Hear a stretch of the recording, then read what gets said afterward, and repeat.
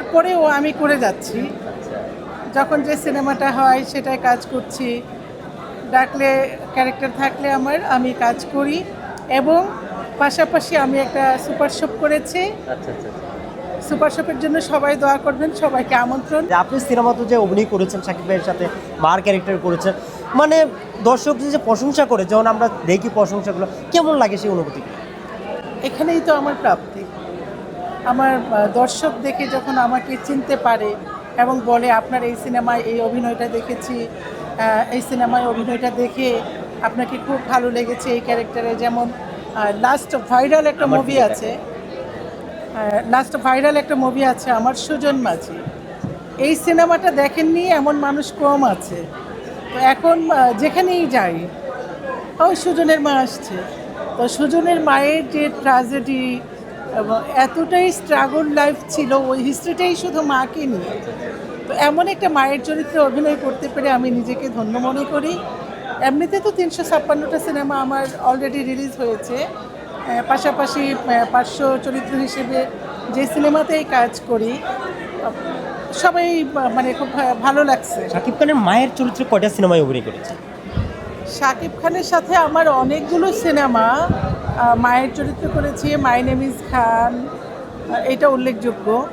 তারপর আরও যেন কোনটা কোনটা করেছি আমার আসলে সবটুকু মনে নেই। অনেক দর্শকরা জানতে চায় শাকিব খানের অজানা কথা, এমন কোন স্মৃতিটা আছে আপনার শাকিব খানের সাথে, সেই কথাগুলো একটু ছোট্ট করে একটু জানতে চাই, যেটা কিন্তু মিডিয়াতে কোনো জায়গায় প্রকাশ করেন নাই, কিন্তু দর্শকরা শুনতে চায়।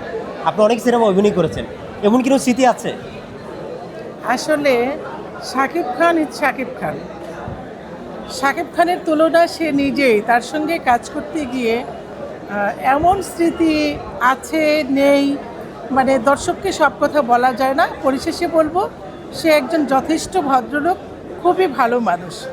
অনেকেই বলেন শুটিং স্পটে সিনিয়রদেরকে শাকিব খান সম্মান দেয় না, আবার একটা পক্ষ বলে শাকিব খান সিনিয়রদেরকে অনেক সম্মান দেন। আমি নিজে কথা বলেছি, রায়হান রাফি থেকে শুরু করে অসংখ্য সিনিয়র ডাইরেক্টর, অভিনেতা থেকে শুরু করে আমি কথা বলেছি, সবাই বলছে যে শাকিব খানের মতো সম্মান ইন্ডাস্ট্রিতে, যারা ইন্ডাস্ট্রিতে মুভ করছেন, কেউ দেয় না।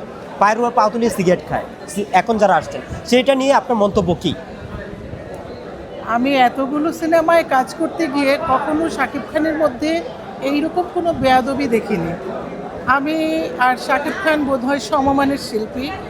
আমরা একই সঙ্গে ইন্ডাস্ট্রিতে আসি। শাকিব ভাই হয়তো আমার কিছুদিন আগে আসছেন, তার কিছুদিন পরেই আমি আসছি। তো সেই হিসেবে আমরা যতগুলো কাজ করেছি সম্মানের সহিত কাজ করেছি। এই যে ঈদে যে বেশ কিছু সিনেমা রিলিজ হচ্ছে ওনার, যেমন তুফান হয়েছে, বরবাদ হয়েছে, সব কটা সিনেমাই সফল হয়েছে, আপনি কি দেখেন কি না? হ্যাঁ, আমি সিনেমা দেখি, কিন্তু তুফান যেটা, বরবাদ যেটা, এই ডিরেক্টরগুলো একটু অন্য ধাঁচের। ওনারা নাটক থেকে এসেছেন, আমাদেরকে সেভাবে চেনেন না, সেই জন্য হয়তো কাস্টিং হয়নি, নইলে হয়তো একসঙ্গে কাজ করতে পারতাম। সাকিবের ব্যাপারে একটা পজিটিভ একটা নেগেটিভ শুনতে চাই। আমি এই পর্যন্ত কোনো নেগেটিভ দেখিনি, তবে একটা জিনিসই একটু খারাপ লেগেছে, দুটো সংসার। আচ্ছা। অপু বিশ্বাসের সঙ্গে আমরা এত কাজ করে আমরা জানি যে অপুকে ভালোবেসেছে, অনেক দিন বিয়ের পর তার এই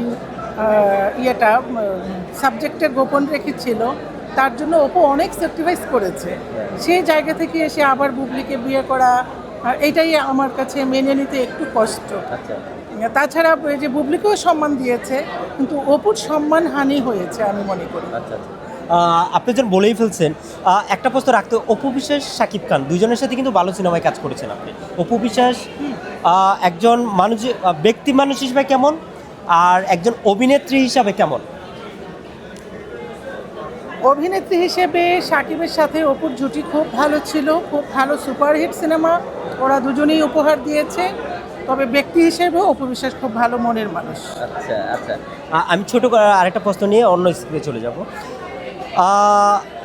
অনেক সিনিয়র আর্টিস্টরা রয়েছেন, এখন যারা পরিচালক আসছেন ইন্ডাস্ট্রিতে, কেউ ডাকছেন না, সেটা ইন্ডাস্ট্রির উপর কোনো আপনার কোনো আছে নাকি, আক্ষেপ আছে কি না? ইন্ডাস্ট্রির উপরে কি আপনি কোনো আক্ষেপ আছে? আসলে এইটা আর্টিস্টেরও দোষ না, ডিরেক্টরেরও দোষ না।